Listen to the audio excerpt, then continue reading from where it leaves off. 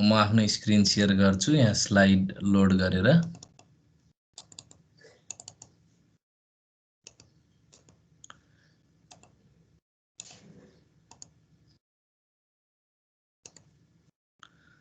मेरो स्क्रिन देखिरहेछ प्रफुल? यस सर, देखिरहेको छ। यो अगाडिको प्लान गरेको क्लास के रे हैन, त्यही भएर मैले डेट चेन्ज गरेँ। ल सबैजनालाई welcome to this class on basic electronics engineering. So आज हामी चाहिँ च्याप्टर 5 चाहिँ हामी कभर गर्छौँ। सो आज एउटै क्लासमा हामी च्याप्टर 5 सकाउँछौँ। सो त्यही भएर हजुरहरू चाहिँ एकदम आनन्दसँग ढुक्कसँग बस्नु होला नहात्तिनु होला। सो यो च्याप्टरको आउटलाइन चाहिँ यस्तो रहेको छ। सो वास्तवमा यो 4 आवरको 45 मिनटको 4 पिरियडको चाहिँ यो हाम्रो चाहिँ च्याप्टर हो। तर पनि थ्योरिटिकल कुराहरू बढी भएको र अनलाइन क्लासमा लेखाउन नपर्ने भएको हुनाले यस्तो कुराहरू चाहिँ हामी अनलाइन क्लासमा अलि छिटो कभर गर्न सक्छौँ। So let's see. सो हजुरहरूलाई केही कन्फ्युजन भयो भने सोध्नु होला। सो अब यो क्लासमा चाहिँ हामी कम्युनिकेसन सिस्टम भनेको के हो त्यो इन्ट्रोड्युस गर्छौँ। वायर्ड र वायरलेस कम्युनिकेसन सिस्टमहरूको बारेमा कुरा गर्छौँ। इलेक्ट्रोम्याग्नेटिक वेभ र त्यो वेभहरू कसरी प्रोप्यागेट हुन्छ, अनि एन्टिना भनेको के हो, ब्रोडकास्टिङ भनेको के हो, कम्युनिकेसन मोडहरू के छन् भन्ने कुराहरू हामी डिस्कस गर्छौँ। त्यसपछि इन्टरनेट र इन्ट्रानेट भनेको के हो भन्ने कुरा पनि हामी डिस्कस गर्छौँ, डिफाइन गर्छौँ। र अप्टिकल फाइबरको बारेमा पनि हामी डिस्कस गर्छौँ। सो यहाँ भएका कतिपय टर्महरू हजुरहरू अब यदि कम्प्युटर ब्याकग्राउन्डबाट आउनुभएको छ भने धेरै कुराहरू तपाईँहरूलाई थाहा भएकै हुन्छ। इभन अप्टिकल फाइबर पनि हजुरहरूले फिजिक्समा पढिसक्नु भयो होला। So this is the outline of this chapter. र यो च्याप्टरबाट एउटा क्वेसन आउँछ जाँचमा, नर्मल्ली अब राइट सर्ट नोट्स अन अथवा एक्सप्लेन विथ ब्लक डायग्राम भनेर कम्युनिकेसन सिस्टमको त्यस्तै क्वेसनहरू सोधिरहेको हुन्छ। सो अब यो च्याप्टरबाट चाहिँ हजुरहरूले स्योर सर्ट मार्क्स ल्याउने खालको चाहिँ हुनु पर्यो। सो राम्रोसँग बुझेर आफ्नै भाषामा लेख्यो भने पनि यो च्याप्टरबाट मार्क्स ल्याउन सकिन्छ। सो म बुझाउने प्रयत्न गर्छु र हजुरहरूले पनि बुझ्न ट्राई गर्नु होला। So let's get started. सबभन्दा पहिला त यो कम्युनिकेसन भनेको के हो? अहिले तपाईँ र हामी म र हजुरहरू पनि हामी कम्युनिकेसन गरिरहेछौँ। सो मैले यहाँ केही बोलिरहेको छु, सर्टेन मिडियमबाट चाहिँ मेरो चाहिँ इन्फर्मेसन हजुरहरूथि अल्टिमेटली पास भइरहेछ। So I am the source of information right now र you are the destination of the information. र अब हामीले चाहिँ यहाँ बिचमा एउटा टेक्नोलोजी युज गरिरहेछौँ र त्यो टेक्नोलोजीमा चाहिँ सर्टेन च्यानलहरू छ, एउटा पाथ हुन्छ, अनि त्यो पाथ थ्रु चाहिँ अब तपाईँको चाहिँ तपाईँसम्म चाहिँ मेसेज पुग्छ। सो कम्युनिकेसन भनेको वास्तवमा एक्सचेन्ज अथवा ट्रान्समिसन अफ इन्फर्मेसन हो हैन। अगाडि सर्टेन डिस्टेन्समा दुईजना व्यक्ति बोल्यो भने नि कम्युनिकेसन हो हैन। त्यहाँ चाहिँ साउन्ड वेभ चाहिँ सर्टेन डिस्टेन्समा ट्राभल गरेर चाहिँ एक्सचेन्ज अफ इन्फर्मेसन हुने भयो। रेडियो सुन्नुभयो भने त्यहाँ पनि कम्युनिकेसन हो। टिभीमा न्युज हेर्नुभयो भने त्यो पनि कम्युनिकेसन हो। युट्युबमा भिडियो हेर्नुभयो भने त्यो पनि कम्युनिकेसन हो। सो अब कम्युनिकेसनको जेनेरिक डेफिनेसन के हो त? The process of transmission, the process of transmission of information from transmitter to receiver via a channel is known as communication. So कुनै पनि कम्युनिकेसन च्यानलबाट, कुनै पनि मिडियमबाट एउटा ट्रान्समिटरबाट रिसिभरमा यति इन्फर्मेसनको चाहिँ ट्रान्समिसन हुन्छ भने that is called communication. So यो इलेक्ट्रोनिक्सको कन्टेक्स्टमा कम्युनिकेसनको डेफिनेसन भयो। अब कम्युनिकेसन र कम्युनिकेसन सिस्टम त पक्कै पनि फरक कुरा हो। सो सिस्टम भन्ने बित्तिकै हाम्रो प्रणाली अथवा कुनै इन्टरकनेक्सन अफ कम्पोनेन्ट अथवा इक्विपमेन्ट अथवा डिभाइसेस भनेर बुझ्छौँ हामी। सो सेकेन्ड पोइन्टमा के छ भन्दा the system form by interconnecting different communication devices components which facilitates the transmission of information from source to receiver is known as communication system हैन। सो अब मोबाइलले पनि एउटा कम्युनिकेसन सिस्टम फर्म गर्छ।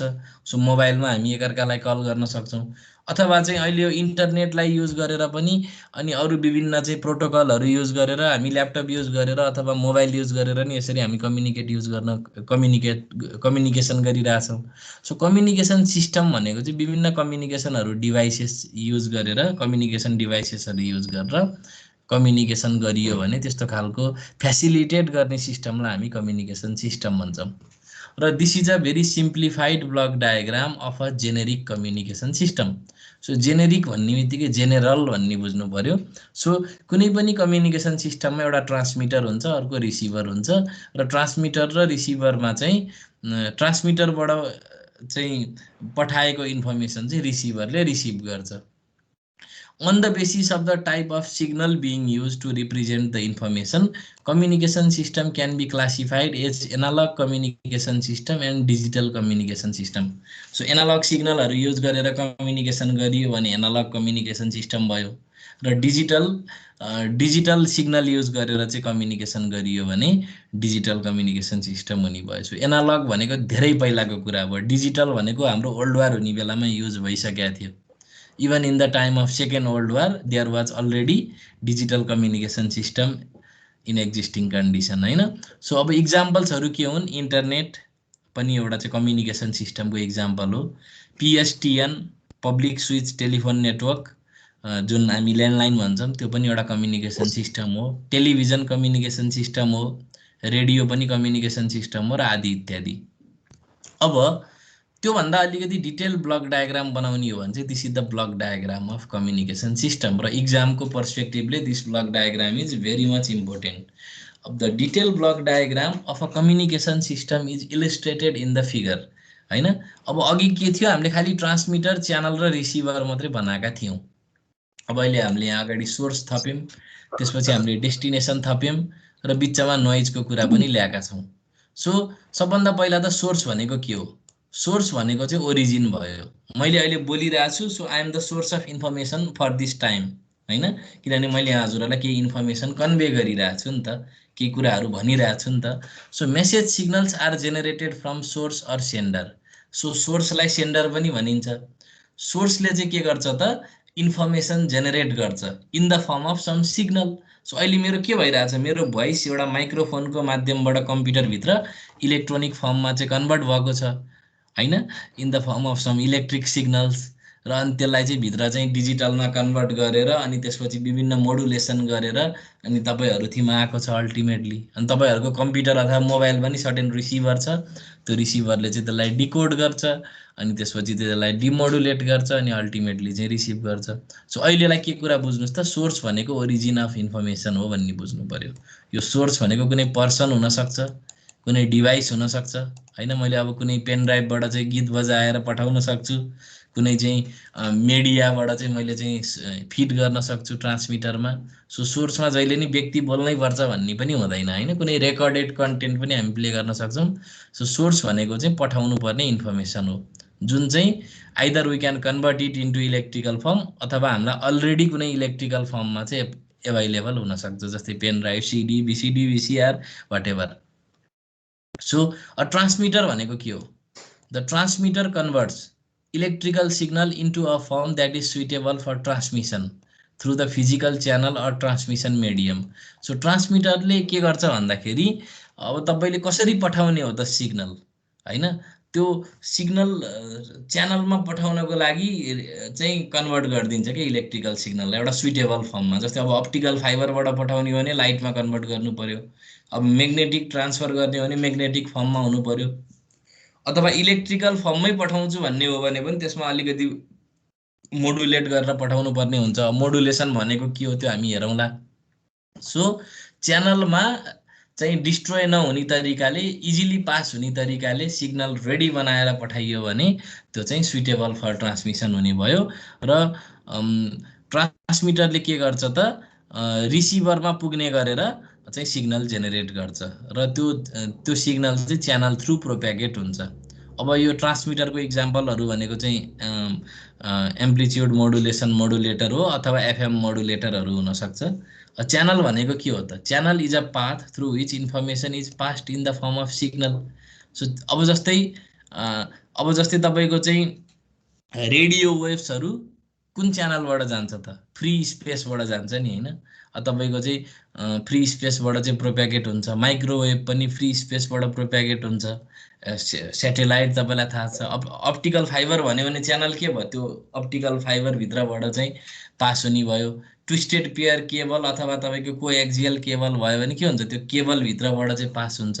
सो ट्रान्समिटर र रिसिभरलाई जे कुराले कनेक्ट गरेको हुन्छ त्यो नै च्यानल हो। र च्यानल भनेको it is nothing but a path through which information is passed in the form of some signal.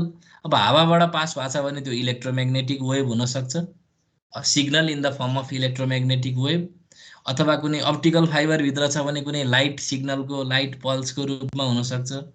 Electrical फर्ममा चाहिँ अब कुनै भोल्टेज र करेन्टको फर्ममा चाहिँ हामी वायरबाट पास गर्न सक्छौँ। So channel is nothing but a path जसमा चाहिँ इन्फर्मेसनलाई कुनै सुइटेबल फर्म अफ सिग्नलको फर्ममा चाहिँ पठाइन्छ। नोइज भनेको के हो? नोइज भनेको चाहिँ disturbance. Unwanted signals are known as noise.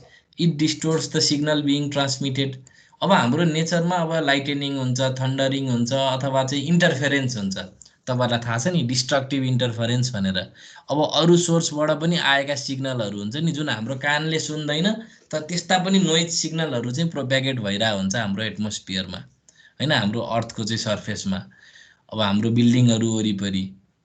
So त्यस्ता सिग्नलहरूले पनि कहिलेकाहीँ हाम्रो सर्किटमा अथवा हाम्रो कम्युनिकेसन सिस्टममा चाहिँ युज हुने सिग्नललाई चाहिँ डिस्टोर्ट गरिदिन सक्छ।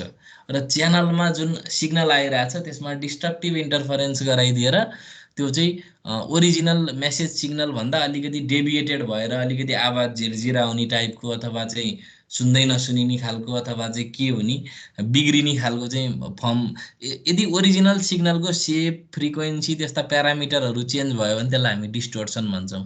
सो नोइजले के गर्छ त, हाम्रो ट्रान्समिसन हुने सिग्नल, ट्रान्समिटेड भइरहेको सिग्नललाई चाहिँ डिस्टोर्सन गराउन चाहिँ काम गर्छ, डिस्टोर्ट गराउने काम गर्छ। सो नोइज भनेको अनवान्टेड सिग्नल हो, होइन। अब मानौँ क्लासमा बढी हल्ला भयो भने त्यो नोइज हुन्छ नि, होइन। त्यो हल्ला गर्ने मान्छेले अब कम्युनिकेसनलाई डिस्टर्ब गर्छ नि। पढाउने टिचरले बोलेको कुरा सुन्ने स्टुडेन्ट थिम त जाँदैन नि त यदि अरूले धेरै हल्ला गरिदियो भने, होइन। सो त्यसरी नै हजुरहरूले एनालोगी गर्न सक्नुहुन्छ। त्यसपछि अर्को हुन्छ रिसिभर। रिसिभर भनेको एउटा यस्तो डिभाइस हो जसले चाहिँ च्यानलबाट कुनै सिग्नललाई लिन्छ र त्यसलाई चाहिँ के गरिदिन्छ त, डेस्टिनेसनमा सुनाइदिन्छ। जस्तै तपाईँले अब एफएम रिसिभर भन्ने याद छ, रेडियो सुन्न युज गर्नुहुन्थ्यो नि। सो तपाईँले चाहिँ a.m. receiver, FM receiver use गरेर चाहिँ तपाईँले चाहिँ विभिन्न स्टेसनहरूबाट आएको साउन्डलाई चाहिँ रिसिभ गर्न सक्नुहुन्थ्यो। अल्टिमेटली त्यहाँ के हुन्छ, लाउड स्पिकर हुन्छ, होइन। सो त्यो लाउड स्पिकरले चाहिँ अब हामीले सुनिने फर्ममा चाहिँ साउन्डलाई सुनाइदिन्छ। टिभीले हामीलाई भिडियो सिग्नल देखाइदिन्छ। सो डेस्टिनेसन भनेको चाहिँ के भयो त, हाम्रो रेडियोबाट निस्किएको साउन्ड, होइन, जुन कोठामा हामी सुनिरहेछौँ त्यो फाइनल डेस्टिनेसन भयो।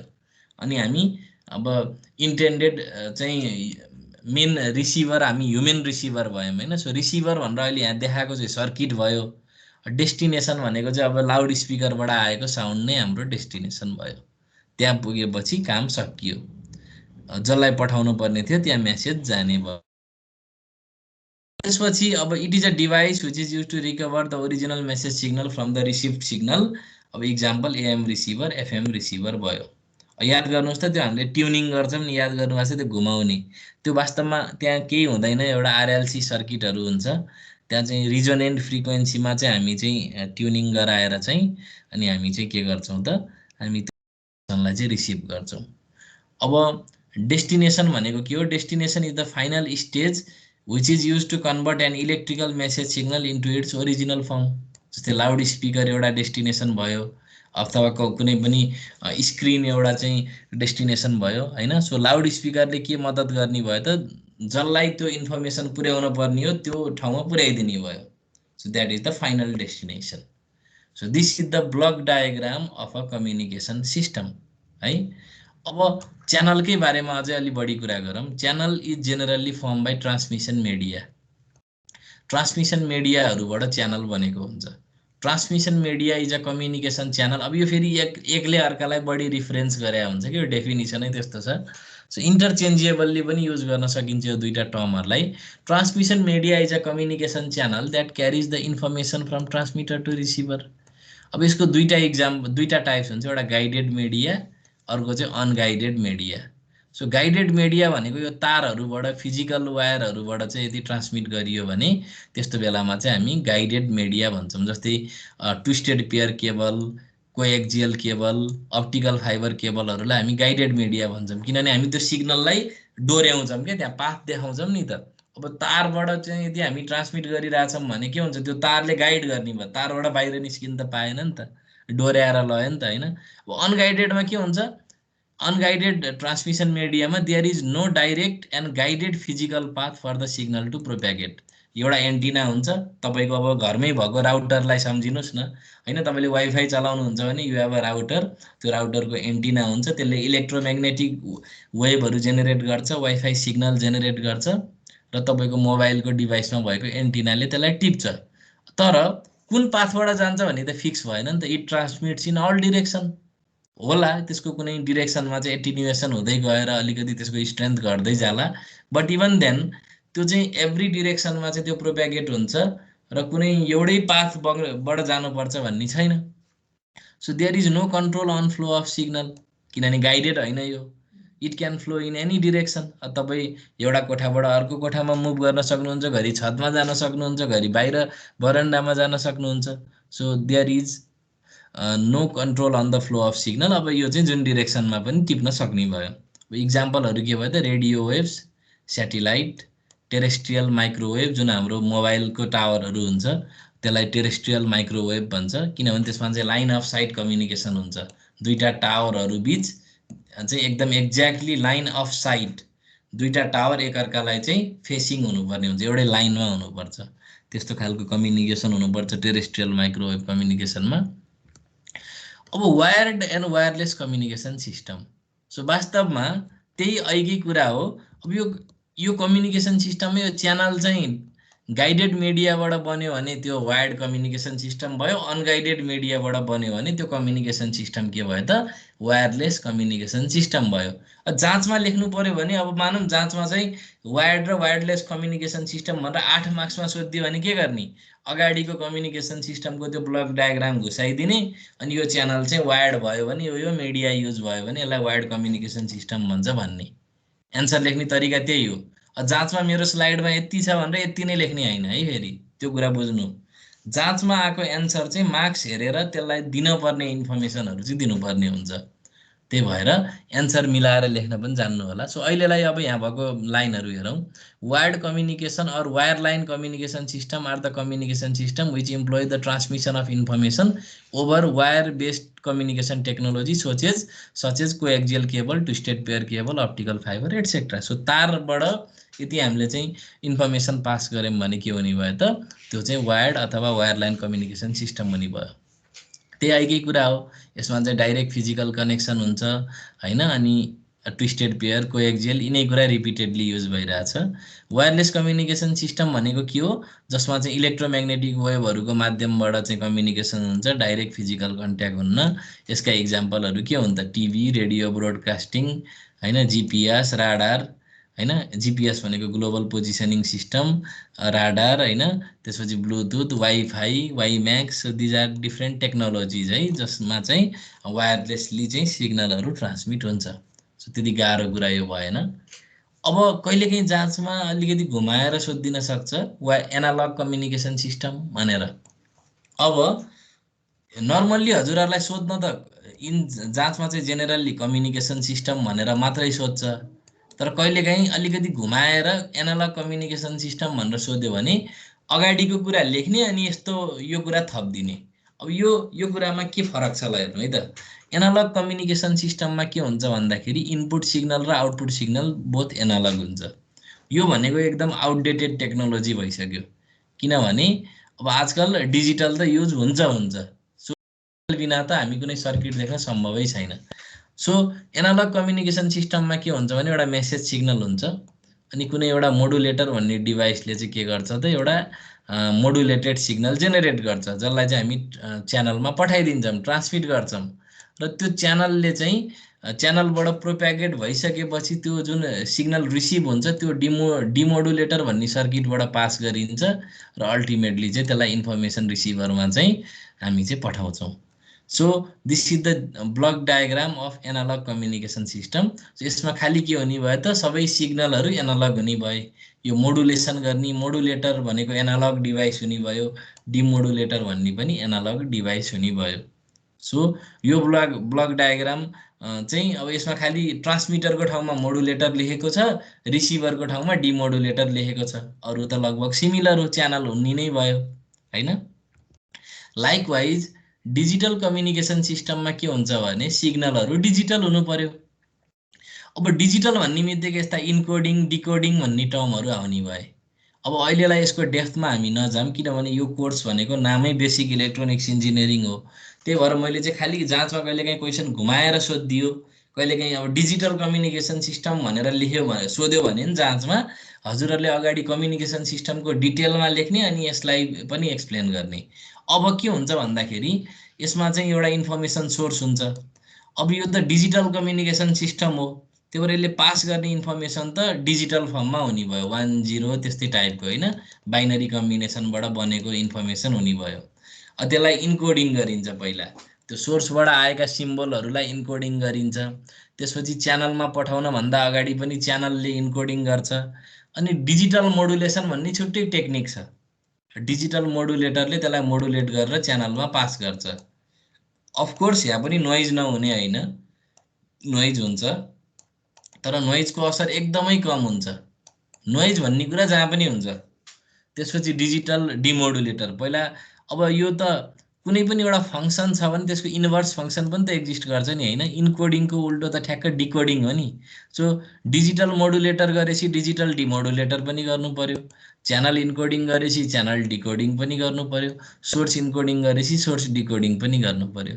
सो च्यानलबाट पास गरियो, लास्टमा आउटपुट ट्रान्सड्युसरले आउटपुट सिग्नल निकाल्यो। So this is the simple block diagram of a digital communication system. र नर्मल्ली जाँचमा हजुरहरूलाई धेरै जसो चाहिँ explain communication system with block diagram भनेर सोध्छ। तर कहिलेकाहीँ अब तपाईँहरूलाई घुमाएर एनालग र डिजिटल कम्युनिकेसन सिस्टम भनिदियो भने पनि वास्तवमा फरक केही पनि होइन। खालि के मात्र एउटा कुरा थपिदिनुहोस् भने एनालग कम्युनिकेसन सिस्टम भनेको कम्युनिकेसन सिस्टम नै हो, जसमा चाहिँ के हुने भयो त the signals used are analogue or continuous time signals. र डिजिटल कम्युनिकेसन सिस्टम पनि कम्युनिकेसन सिस्टम नै हो, तर यसमा चाहिँ के हुन्छ त डिजिटल सिग्नल्स आर युज। र वास्तवमा यो सबैलाई एक हिसाबले भन्ने हो भने यो सबै ट्रान्समिटरै हो। It is a digital transmitter. र यो अहिले मैले अर्को गोलो लगाएको चाहिँ it is a digital receiver होइन। सो यो डिजिटल रिसिभर हो, यो डिजिटल ट्रान्समिटर हो। वास्तवमा हामी घुमाइ फिराइ त्यही सुरुको सिम्पल ब्लक डायग्रामबाट नै चाहिँ हामी इन्सपायर्ड छौँ। सो वास्तवमा त्यही फर्ममा छ अरू सबै ब्लक डायग्रामहरू पनि। खालि यहाँ डिजिटल भन्ने चाहिँ इन्कोडिङ डिकोडिङ हुने भयो। इन्कोडर त तपाईँले डिजिटलमा पढ्नुभयो होला।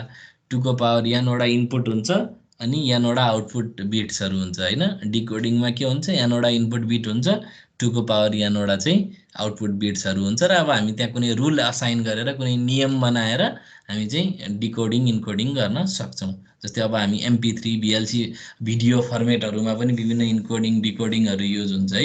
जस्तै VLC मिडिया प्लेयरले के गर्छ भन्दा कुनै पनि गीतलाई प्ले गर्दा त्यसलाई पहिला डिकोड गर्छ अनि बल्ल प्ले गर्छ। For that it needs a MP3 decoder होइन। अब जुन फर्मेट छ त्यसको डिकोडर नभइकन VLC मिडिया प्लेयरले त्यसलाई डिकोड गर्नै सक्दैन।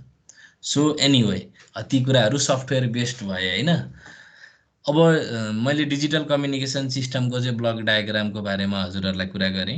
अब अझै अगाडि बढौँ। यहाँसम्म केही कन्फ्युजन छ हजुरहरूको? केही छ भने म क्वेसन लिन चाहेँ। अहिलेसम्म हामीले डिस्कस गरेको कुराहरूमा केही कन्फ्युजन छ? अस्मित तिमसिना हजुरलाई केही कन्फ्युजन छ अहिलेसम्म? छैन सर। ए ल ओके। हेमन्त हजुरलाई के कन्फ्युजन छ? छैन सर, छैन। ल त्यसो म अगाडि बढेँ। अब इलेक्ट्रोम्याग्नेटिक वेभ भनेको हजुरहरूले सुनिरहेकै कुरा हो, फिजिक्समा पढ्नु भएको हो। अब यसमा अझै अगाडि बढौँ। सो फिजिक्सले हामीलाई के भन्छ भन्दाखेरि from the knowledge of physics we know that time varying magnetic field generate electric field होइन। सो म्याग्नेटिक फिल्डले इलेक्ट्रिक फिल्ड पनि निकाल्न सक्छ होइन। हामी जेनेरेटरहरू युज गर्छौँ नि होइन। अनि time भ्यारिङ electric field generate magnetic field. अब यो म्याग्नेटिक फिल्ड र इलेक्ट्रिक फिल्ड भनेको त यिनीहरू त नङ र मासु जस्तो रहेछ हैन। सो एउटा बिना अर्को चाहिँ सम्भवै छैन। सो एउटा हुन्छ त अर्को त त्यहाँ नेचुरल्ली नै आइहाल्छ। Nature is like that. अब हजुरहरूलाई एन्टिना भन्ने डिभाइस कतिको थाहा छ? एन्टिना भनेको कुनै एउटा यस्तो मेटालिक स्ट्रक्चर हो। अब अहिले मैले एउटा सिम्पल खालको एन्टिनाको इक्जाम्पल लिएँ। मानव मैले दुईटा तार राखेँ, दुईटा वायर।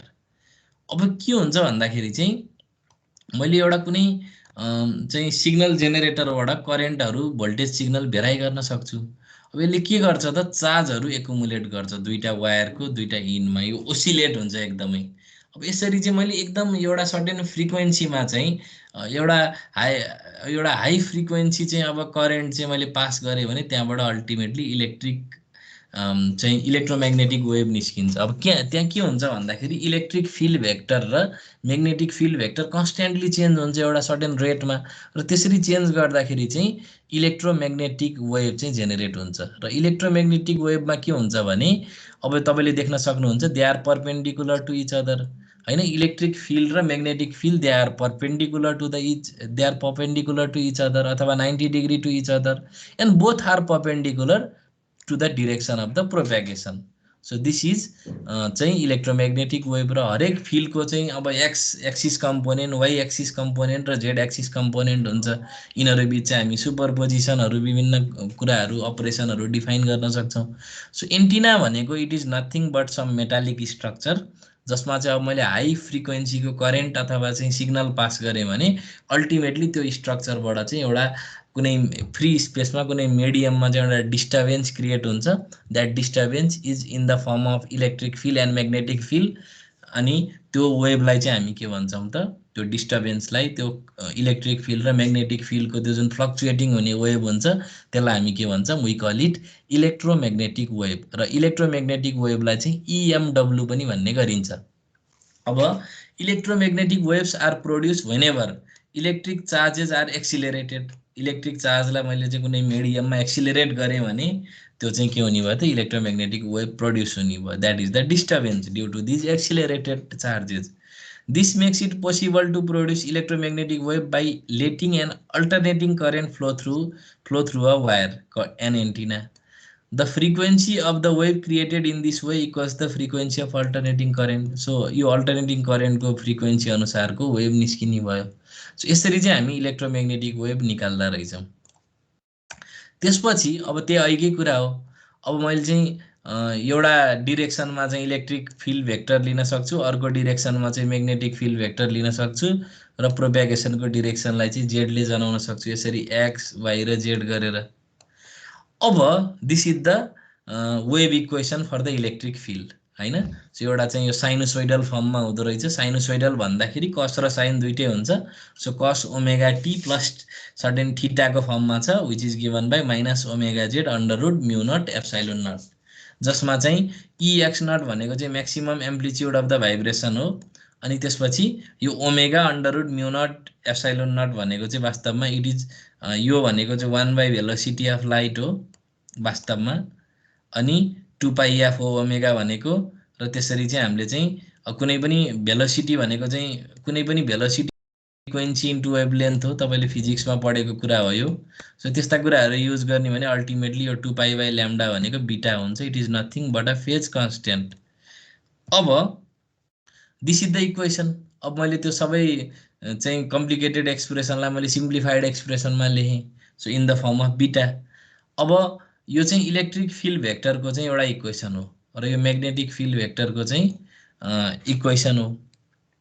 अब यसको भेलोसिटी कसरी निकाल्ने त? वेभ भेलोसिटी निकाल्नको लागि यसको यो चाहिँ भित्रको चाहिँ यो चाहिँ it is like a theta हैन।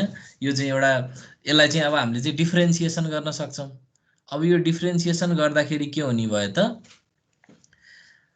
अब यो एउटा सर्टेन कन्स्ट्यान्ट हुने भयो। अब यो 0 हुन्छ राइट ह्यान्ड साइडमा। अनि यसलाई चाहिँ मैले सर्टेन रिएरेन्ज गरेँ भने चाहिँ ultimately what I get is 1 by mu under root of mu naught epsilon naught. अब यो डिस्प्लेसमेन्टको चाहिँ अब यसरी चाहिँ तपाईँको चाहिँ डेरिभेटिभ लियो भने चाहिँ के हुने भयो त? हाम्रो भेलोसिटी आउने भयो। अनि त्यसपछि चाहिँ भेलोसिटी अफ लाइट भनेको के रहेछ त? 1 by mu naught epsilon naught रहेछ। सो अब तपाईँको चाहिँ electromagnetic hence the velocity of electromagnetic wave in free space is equal to the velocity of light. र अरू मिडियमहरूमा चाहिँ यसको भेलोसिटी चाहिँ लाइटको भेलोसिटी भन्दा चाहिँ कम हुन्छ भन्ने कुराहरू हामीले हेऱ्यौँ। यो यहाँ चाहिँ हामीले सिम्पल डिफ्रेन्सिएसनको टेक्निक युज गऱ्यौँ। अब इलेक्ट्रोम्याग्नेटिक स्पेक्ट्रम। स्पेक्ट्रम भन्ने बित्तिकै रेन्ज अफ फ्रिक्वेन्सी भन्ने हजुरहरूको माइन्डमा हुनुपर्छ। सो स्पेक्ट्रम भन्ने बित्तिकै it is nothing but a range of frequency. र तपाईँहरूले देख्न सक्नुहुन्छ अब यति धेरै नामहरू सुनिसक्नु भएको छ होइन। सो एएम भन्ने सुन्नु भएको छ, एम्प्लिच्युड मोडुलेसन होइन, जुन यो रेडियो नेपालमा युज हुन्छ नि होइन। त्यसपछि एफएम रेडियो टिभीहरूमा अलिकति हाई फ्रिक्वेन्सी युज हुन्छ। त्यसपछि सेलफोन्स, हाम्रो मोबाइलहरू, राडार होइन, रेडियो डिटेक्सन एन्ड रेन्जिङको लागि युज हुन्छ। टिभीको रिमोट इन्फ्रारेड भयो, लाइट बल्ब हुन्छ, सनको अब आउने लाइटहरू, X ray machine, radioactive element. अब यहाँ के हुन्छ भन्दाखेरि चाहिँ यो नन आयनाइजिङ हुने, अहिले यतातिर यो लेफ्ट यो भिजिबल स्पेक्ट्रम भन्दा लेफ्टतिर यानि कि यो लाइट बल्ब भन्दा लेफ्टतिर चाहिँ भएका चाहिँ यो सबै चाहिँ यी इलेक्ट्रोम्याग्नेटिक वेभ्सहरू चाहिँ नन आयनाइजिङ हुन्। यिनीहरूले चाहिँ आयनाइज गराउँदैन। अब यिनीहरूको वेभ लेन्थहरू चाहिँ के हुन्छ त एकदमै ठुलो हुन्छ। Their wavelength is large. बिल्डिङको साइजसँग बराबर हुनसक्छ। हेर्नु न, जस्तै यो एएम वेभको चाहिँ वेभ लेन्थ यति ठुलो हुन्छ कि त्यो चाहिँ लगभग बिल्डिङको साइज बराबर आउँछ। Hence they can penetrate buildings होइन, ठुल्ठुलो अब्जेक्ट अब्स्ट्रक्सनहरूलाई पनि क्रस गरेर जान सक्ने रहेछ। सो फ्रिक्वेन्सी कम भयो भने वेभ लेन्थ एकदमै धेरै हुन्छ होइन। अनि त्यसपछि जति हामी फ्रिक्वेन्सी बढाउँदै जान्छौँ अनि त्यसले के गर्न थाल्छ त एटोमिक लेभलमा त्यसको वेभ लेन्थ हुन जान्छ होइन। र त्यसले के गर्छ त इभन एटमहरूलाई स्प्लिट पनि गराउन सक्छ। अब यो भिजिबल स्पेक्ट्रममा जुन फ्रिक्वेन्सीहरू बढ्छ त्यो चाहिँ अब हामी लाइट जेनेरेट गर्नको लागि युज गर्न सक्छौँ। सो फ्रिक्वेन्सीको विभिन्न रेन्जहरू हुँदो रहेछ। इलेक्ट्रोम्याग्नेटिक वेभको पनि विभिन्न फ्रिक्वेन्सी रेन्ज हुँदो रहेछ र हरेक फ्रिक्वेन्सीको आफ्नै एप्लिकेसन हुँदो रहेछ। जस्तै अल्ट्राभायोलेट रेको आफ्नै एप्लिकेसन छ, एक्स रेको आफ्नै एप्लिकेसन छ, गामा रेहरूको आफ्नै एप्लिकेसन छ होइन। So this is nothing but electromagnetic spectrum. अब नर्मल्ली त्यो चाहिँ आइडिया दिनको लागि रेडियो वेभको के हुँदो रहेछ त frequency normally 300 kilohertz, 30 megahertz, 3 gigahertz यस्तो हुँदो रहेछ। र वेभ लेन्थ पनि करेस्पोन्डिङली यो सिम्पल फर्मुला छ, C is equal to F lambda होइन। ल्याम्डा भनेको वेभ लेन्थ हो, एफ भनेको फ्रिक्वेन्सी हो र सी भनेको चाहिँ भेलोसिटी, अथवा V equal to F lambda भने पनि केही फरक पर्दैन। You can use this relation to find these quantities in vice versa fashion होइन। सो भिजिबल रेन्जमा भएको चाहिँ इलेक्ट्रोम्याग्नेटिक वेभहरूले चाहिँ लाइट जेनेरेट गर्नको लागि काम गर्छ र अरू चाहिँ विभिन्न एप्लिकेसन्सहरूको लागि युज हुने भयो। सो न्यानोमिटर होइन, 10⁻⁻11। अब यो पिकोको अर्डरमा जाने भयो। सो इलेक्ट्रोम्याग्नेटिक वेभको चाहिँ एउटा स्पेक्ट्रमको आइडिया मात्रै दिएको हजुरहरूलाई र हरेक चाहिँ फ्रिक्वेन्सीको इलेक्ट्रोम्याग्नेटिक वेभको आफ्नै किसिमको एप्लिकेसन हुन्छ।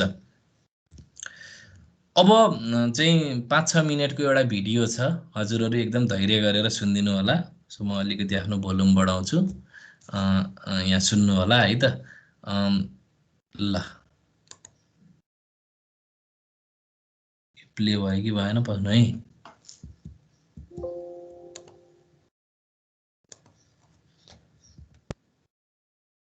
प्ले हुनुपर्ने थियो यो पस्नु। ल आवाज आइरहेछ Praful? No sir, no sir. मैले प्ले गर्दा आएको थियो कि आएको थिएन अघि भनेको? अलिकति आएको थियो सर, अलिकति सानो। अहिले आइरहेछ? No sir. अहिले आइरहेछ आवाज एकदम क्लियर? नो सर, त्यो भिडियोको आएको छैन सर आवाज। अझै आएको छैन?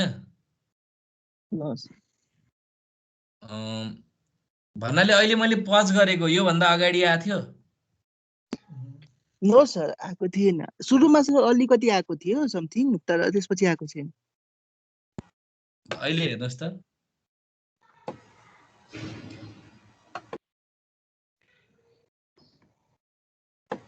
छैन सर, आएको छैन है? ल त्यसो भए म तपाईँहरूलाई डाउनलोडेडै भएको भिडियोतिरबाट खोलेर देखाउँछु। पक्नु है त। अहिले के भएको छ? अहिले आछ छैन सर। आवाजै आएको छैन ए यसमा आउँदो नो रहेछ जुममा चाहिँ आउटपुट आउँथ्यो यसमा चाहिँ नआउँदो रहेछ फेरि सर अघि आएको थियो एकैछिन कतिखेर सुरुमा। सुरुमा सर अलिकति आएको थियो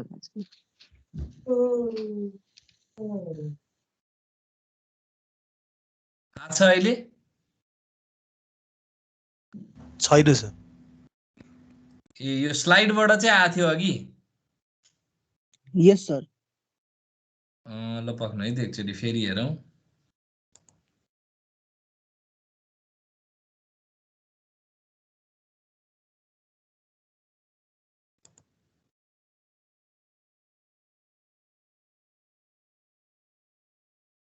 आएको छैन अझै प्रफुल नो सर। ल त्यसो भए चित्र मात्रै हेरौँ अनि म बाँकी डिस्क्राइब गर्छु है त तपाईँहरूले जति देख्नुहुन्छ त्यति हेर्नुहोस् के अरे होइन अनि म एक्सप्लेन गर्छु नि एनिमेसन सम्झेर हेर्नु नि त यसलाई है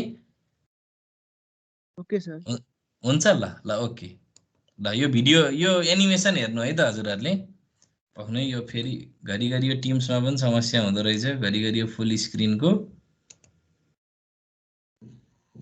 यो फेरि अहिले चाहिँ स्क्रिन उस भयो कि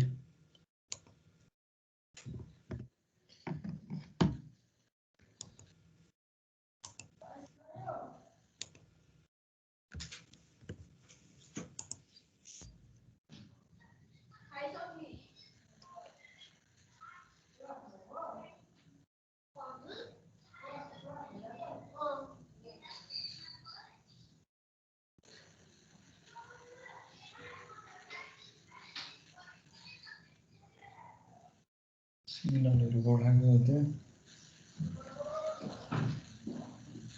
सर त्यो सेयर गर्दाखेरि इन्क्लुड कम्प्युटर साउन्डमा गर्ने न अनि आउँछ कि के भन्नुभयो त्यो स्क्रिन सेयर भन्ने अप्सन भित्र त्यहाँ इन्क्लुड कम्प्युटर साउन्डमा ए कहाँ हुन्छ त्यो अप्सन त्यही लिभको साइडमा सेयर स्क्रिन छ नि त्यसमा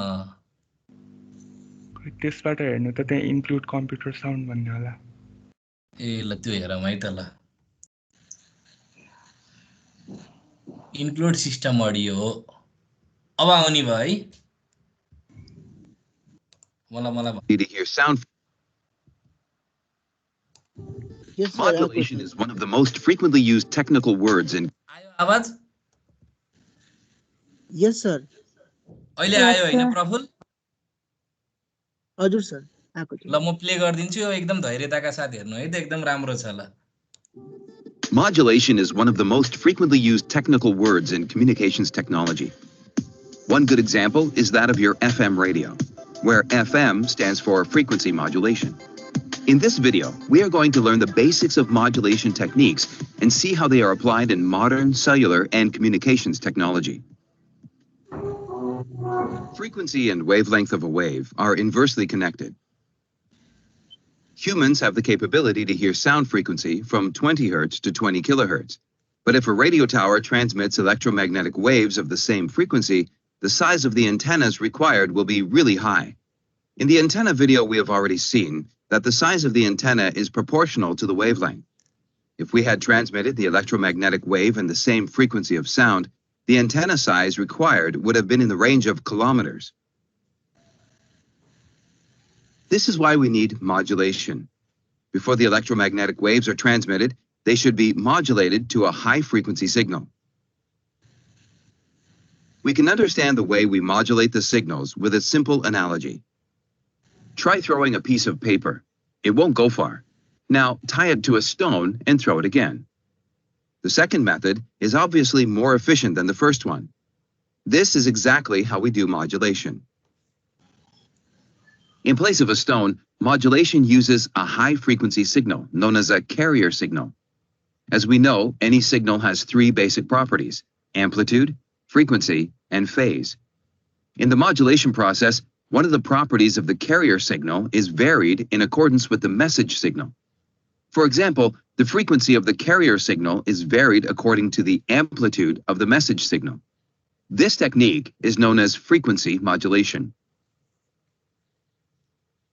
Please note that the frequency of a carrier signal is always high, which means the modulated signal is also of high frequency and energy. The value of the original signal can be easily retrieved from the frequency of the modulated signal. In the same way, we can also achieve amplitude modulation. Here, the amplitude of the carrier signal is varied based on the value of the message signal. The modulation techniques we have discussed so far have all been analog types. However, they are already obsolete. Analog modulation is susceptible to noise, which degrades the quality of signals. And moreover, in today's electronic instruments, all operations are carried out in digital form, where the digital signals are either a 1 or a 0. So, let's discuss the digital modulation techniques that are currently used. More specifically, let's see how the digital bit flow is converted to an electromagnetic wave. ल यहाँसम्म सुन्नुभयो हजुरले? मेरो आवाज आइरहेछ? यस sir. ल मैले चाहिँ तपाईहरुलाई खाली अलिकति एनिमेसन मात्रै देखाएको, त्यहाँ भएको अरु कन्टेन्टहरु चाहिँ हजुरहरुले यो कोर्सको लागि त्यति जरुरी नभएर चाहिँ मैले अब आफ्नो प्रेजेन्टेसनलाई अगाडि बढाएँ। सो मैले हजुरहरुलाई खाली मोडुलेसनको आइडिया दिन खोजेको। सो तपाईले त्यो अघिको जति पनि एनिमेसन हेर्नुभयो त्यसमा चाहिँ के छ भन्दाखेरि तपाईहरुले के देख्नुभयो भने एउटा कुनै पनि पेपरलाई मैले थ्रो गर्न खोजे भने त्यो पेपर धेरै टाढासम्म पुग्दैन हैन, तर त्यसलाई कुनै एउटा ढुङ्गामा बेरेर चाहिँ मैले चाहिँ यदि थ्रो गरे भने त्यसले अलिकति बढी डिस्टेन्स ट्राभल गर्छ। अब त्यो भनेको खास किन रहेछ भन्दा मोडुलेसनले चाहिँ हाम्रो सिग्नललाई ट्रान्समिट गर्न हेल्प गर्ने रहेछ, एउटा कुरा। अनि अर्को कुरा, मोडुलेसन किन चाहिन्छ भन्दाखेरि मोडुलेसन गरियो भने एन्टिनाको हाइट घटाउन सकिदो रहेछ। सो फ्रिक्वेन्सी धेरै भयो भने वेभलेन्थ सानो हुन्छ, अनि वेभलेन्थ जति सानो भयो त्यति नै कम साइजको एन्टिना भयो हामीलाई पुग्ने रहेछ। त्यही भएर पनि हामीलाई मोडुलेसन जरुरी रहेछ। सो त्यो कुरा चाहिँ अहिले हामीले हाम्रो भिडियोमा हेर्यौं। सो अब त्यसैलाई बिल्ड गरेर हामी यो डेफिनिसनहरु हेरौं। सो मोडुलेसन भनेको वास्तवमा के हो त? The process of changing the characteristics of carrier wave in accordance with the message signal is known as modulation. वास्तवमा के हुन्छ भन्दाखेरि जस्तै तपाई हामीले जुन भोइस बोल्छौं नि, त्यो भोइस चाहिँ त्यो भोइसलाई मैले चाहिँ ल मानौं इलेक्ट्रिक फर्ममा कन्भर्ट गरे अरे ल using some microphone and amplifier assembly.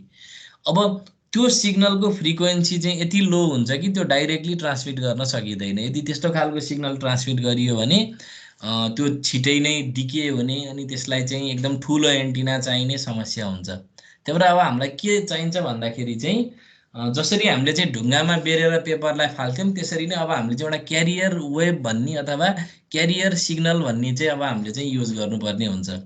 So amplitude मोडुलेसनमा के हुन्छ भन्दाखेरि एउटा मेसेज सिग्नल हुन्छ अनि एउटा क्यारियर सिग्नल हुन्छ र त्यो मेसेज सिग्नलको चाहिँ एम्प्लिट्युड भेरिएसन चाहिँ क्यारियर वेभमा चाहिँ रिफ्लेक्ट गराएर चाहिँ हामी एउटा मोडुलेटेड सिग्नल जेनेरेट गर्छौं। सो एम्प्लिट्युड मोडुलेसन भनेको के रहेछ त्यसको पहिला डेफिनिसन हेरौं अनि अहिले चित्रमा पनि हेरौँला। The process of changing amplitude of high frequency carrier wave in accordance with the intensity of the message signal is called amplitude modulation. During amplitude modulation there is no any change in frequency. Amplitude modulation is done by an electronic circuit called amplitude modulator. अब frequency मोडुलेसनमा जान भन्दा अगाडि म amplitude मोडुलेसनलाई clear गर्न चाहन्छु। Suppose मैले चाहिँ मेरो चाहिँ ल मानौं मैले माइक्रोफोनमा बोलेर चाहिँ जेनेरेट गरेको सिग्नल चाहिँ अहिले मैले हाइलाइट गरेको सिग्नल हो रे ल। अब यस्तो खालको सिग्नललाई मैले डाइरेक्टली कुनै इलेक्ट्रोम्याग्नेटिक वेभमा त लानै सक्दिन, किनभने तपाईहरुलाई थाहा छ कुनै एन्टिनामा पनि अलि हाई फ्रिक्वेन्सी अल्टरनेटिङ सिग्नल नभइकन इलेक्ट्रोम्याग्नेटिक वेभ निस्किनेवाला छैन। र मैले ल मानिलिउँ पठाइहाले भने पनि त्यसको लागि एन्टिनाको हाइट एकदमै ठूलो चाहिन्छ because of the very low frequency or very high wavelength. अब मैले टेक्निक के छ भन्दाखेरि there is a technique called amplitude modulation. अब among several techniques यो एउटा टेक्निक हो, एकदमै आउटडेटेड पुरानो टेक्निक हो, यो एकदम पुरानो भइसक्यो। अब जसमा चाहिँ के हुन्छ नि मैले एकदम हाई फ्रिक्वेन्सीको क्यारियर वेभ लिन्छु ल। फर एक्जाम्पल यो चाहिँ अहिले ल मानौं 3 मेगाहर्ट्जको क्यारियर वेभ हो लिएर हैन ल। नर्मली किलोहर्ट्जको रेन्जमा हुन्छ ल, अहिले यसलाई 3 किलोहर्ट्ज भनेर भने ल मानौं 3 किलोहर्ट्जको चाहिँ मैले एउटा कुनै क्यारियर वेभ लिए। यसलाई चाहिँ तपाईले स्टोन जस्तो सोच्नुस्, यो चाहिँ अब हाम्रो स्टोन जस्तो भयो। अनि यो मैले मेरो भोइसबाट आएको इक्विभ्यालेन्ट इलेक्ट्रिकल सिग्नल हो, यसलाई चाहिँ तपाईले पेपर जस्तो सोच्नुस्। अब यो दुईटालाई चाहिँ मैले मल्टिप्लाई गर्छु, मोडुलेसन गर्दाखेरि यो दुईटाको प्रोडक्ट लिइन्छ, यो दुईटा सिग्नलको चाहिँ मल्टिप्लिकेसन गराइयो भने this will be the composite signal.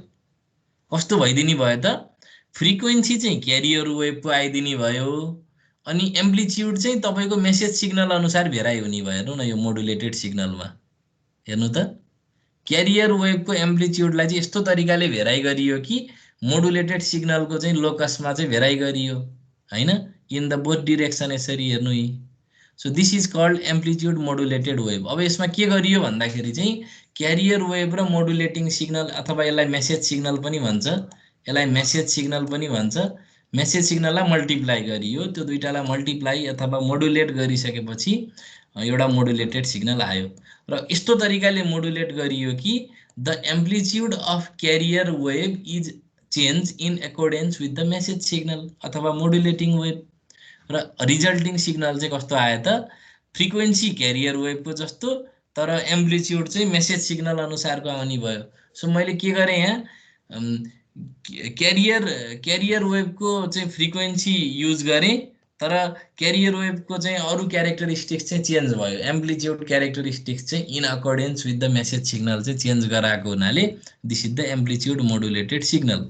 फेरि डेफिनिसनमा, the process of changing amplitude of high frequency carrier wave in accordance with the intensity of the message signal is called amplitude modulation। यो प्रोसेसलाई amplitude modulation भन्छ।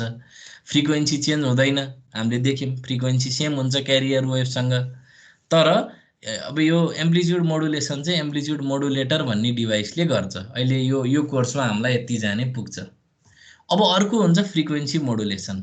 यो अलिकति complicated हुन्छ amplitude modulation भन्दा, but still यसको definition हेरौँ। The process of changing frequency of carrier wave in accordance with the intensity of the message signal is called frequency modulation.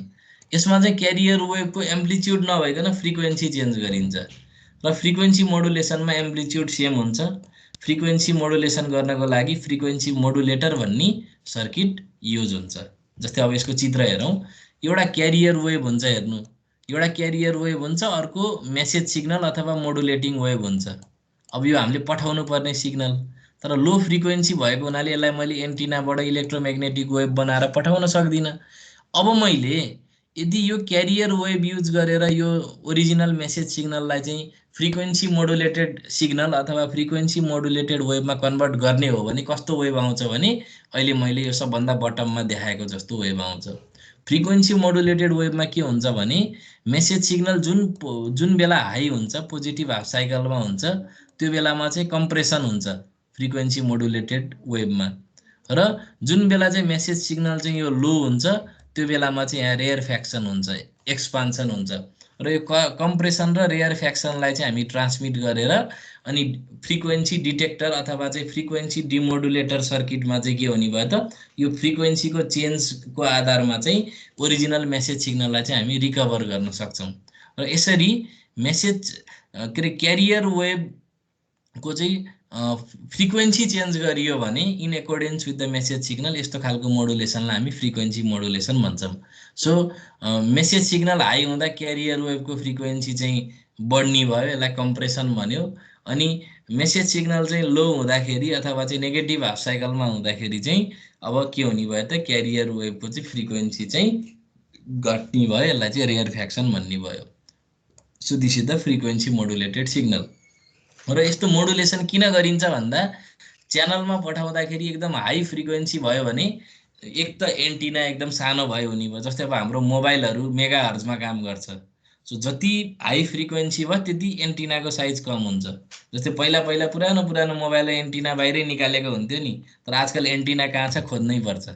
उस्तै भरे गुगलमा सर्च गर्नुहोस् मोबाइलमा एन्टिना कहाँ हुन्छ भनेर, एकदमै सानो एकदम आइसी फर्ममा हुन्छ अहिले। उस्तै परे एउटा आइसीबाट एउटा सानो मेटालिक स्ट्रक्चर निकालेर बनाएको हुन्छ आजकलका चाहिँ तपाईँको एन्टिनाहरू। सो यो मोडुलेसन किन गरिदो रहेछ भन्दाखेरि चाहिँ हाम्रो मेसेज सिग्नललाई डाइरेक्टली ट्रान्समिट गर्न सकिँदैन, एउटा क्यारियर वेभको हेल्प लिनुपर्ने हुन्छ। त्यो क्यारियर वेभमा चाहिँ अब यो मेसेज सिग्नललाई त मिसाएर गाँसेर पठाउनु पर्यो नि त, यतिकै यसलाई मात्रै पठाएर त भएन। मेसेज सिग्नलको के अरे एम्प्लिट्युडको आधारमा अथवा चाहिँ नेचरको आधारमा चाहिँ फ्रिक्वेन्सी भेराइ गरियो भने फ्रिक्वेन्सी मोडुलेसन भयो। मेसेज सिग्नलको चाहिँ अब एम्प्लिट्युडको चेन्जलाई ट्र्याक गरेर पठाइयो भने त्यो एम्प्लिट्युड मोडुलेसन भयो। So these are the two types of modulation. अब हजुरहरूले एउटा असाइनमेन्ट गर्नुहोस् difference between amplitude modulation and frequency modulation भनेर। अब यो चाहिँ तपाईँहरूले लगभग 1 हप्ताभित्र बुझाउनु होला। अनि त्यसपछि अब यो एन्टिना भनेको के हो त? So what is antenna? Antenna is a physical means which converts electromagnetic wave into an electrical signal and vice versa. एउटा ट्रान्समिटिङ एन्टिना भन्ने हुन्छ, अर्को रिसिभिङ एन्टिना भन्ने हुन्छ। ट्रान्समिटिङ एन्टिनाले के गर्छ त? इलेक्ट्रिकल सिग्नललाई इलेक्ट्रोम्याग्नेटिक वेभमा कन्भर्ट गर्छ। रिसिभिङ एन्टिनाले ठ्याक्कै उल्टो काम गर्छ, इलेक्ट्रोम्याग्नेटिक वेभलाई के गर्छ त? इलेक्ट्रिकल सिग्नलमा कन्भर्ट गर्छ। It means that an antenna can be used for both transmitting as well as receiving purpose. By construction, it is made up of metal elements, often wire or collection of wires. Thus, the region of transition between a guided wave and a free space wave may be defined as antenna. Antenna लाई यसरी पनि परिभाषित गर्न सकिन्छ।